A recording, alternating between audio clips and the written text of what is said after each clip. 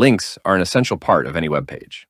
They allow users to navigate to other pages, websites, or sections within the same page. In this chapter, you'll learn everything about HTML links. In HTML, links are defined using the A tag, also known as the anchor tag. Here's the basic syntax. It has an opening tag, a closing tag, and some content in between to display. You may wonder, what is href? Well, href is an attribute that specifies the URL or location you want the link to point to. The content inside the A tag is the clickable text that users see on the web page.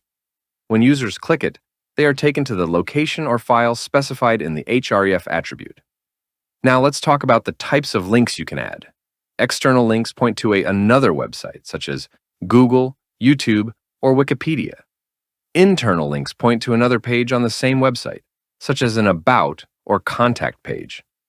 Anchor links navigate to a specific section on the same page or another page using their section ID. You can also create links that open the user's email client or make a call on supported devices. Let's explore some important attributes used with links. The target attribute defines where the linked page will open. It has few values. Self. This is default value. It opens in the same tag. Blank opens in a new tab.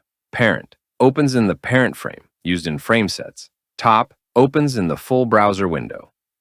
The title attribute adds extra information about the link, often displayed as a tooltip when the user hovers over it.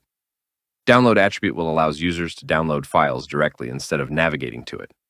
Well, images can also act as links. To do this, just put the img tag inside the A tag. All browsers apply default styling to links. An unvisited link is underlined in blue. A visited link is underlined in purple. An active link is underlined in red. However, you can customize the styling using CSS. Best practices for links. Use descriptive anchor text. Use clear and descriptive text to help users understand where the link goes. Avoid generic text like click here or more. Use the title attribute.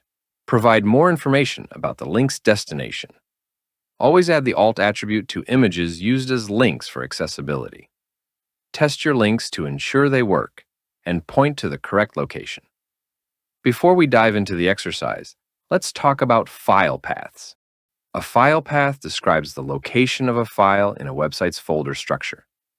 File paths are used to link external files, such as web pages, images, style sheets, or JavaScript files. There are two types of file paths. First one is called absolute file paths. An absolute path specifies the complete URL to a file or web page. Another one is relative file path. A relative file path points to a file relative to the current page. Consider this simple folder structure for a web page.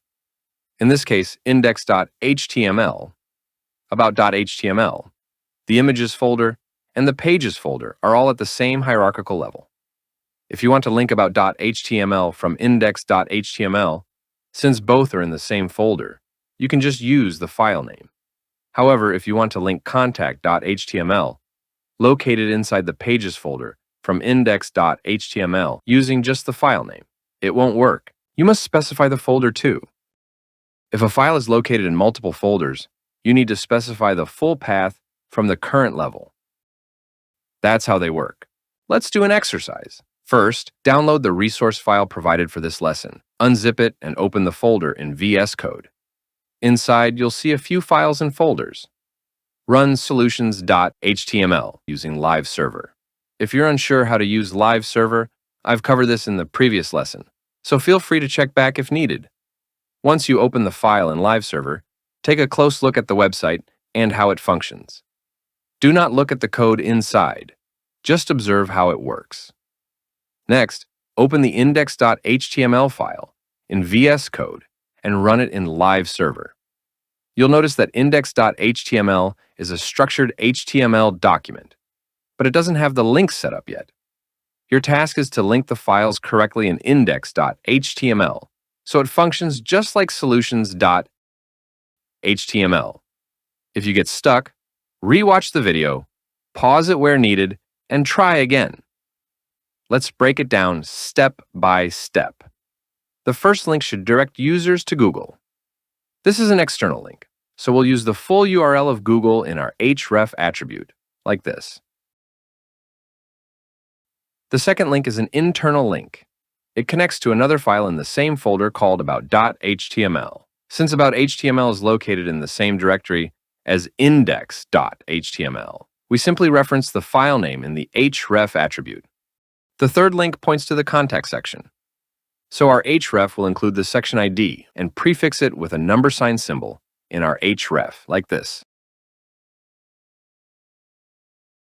Forgot to add target attribute to this.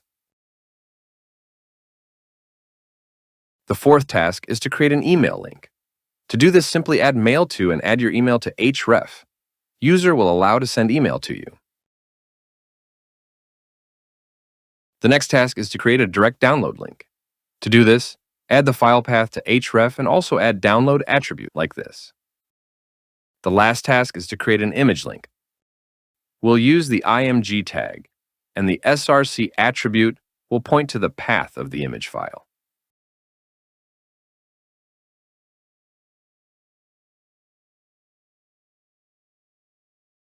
Let's add some BR tags to separate each link.